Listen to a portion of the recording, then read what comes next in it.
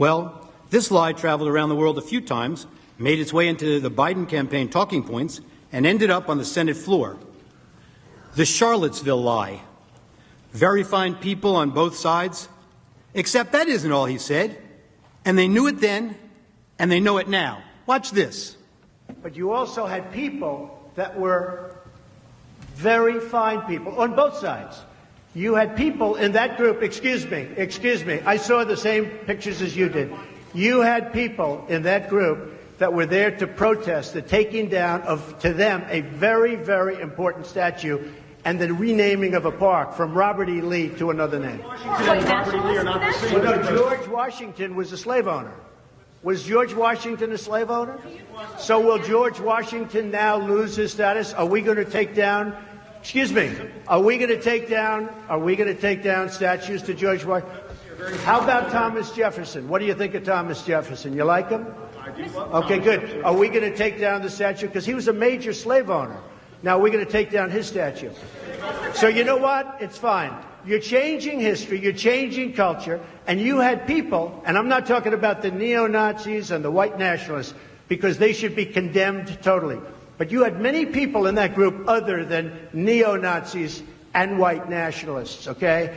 And the press has treated them absolutely unfairly. Now, in the other group also, you had some fine people, but you also had troublemakers, and you see them come with the black outfits and with the helmets and with the baseball bats.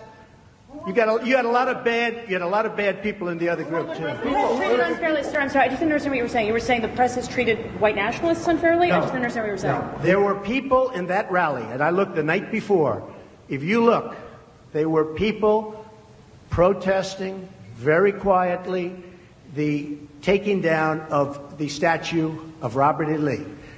I'm sure in that group there were some bad ones. The following day it looked like they had some rough, bad people, neo-Nazis, white nationalists, whatever you want to call them.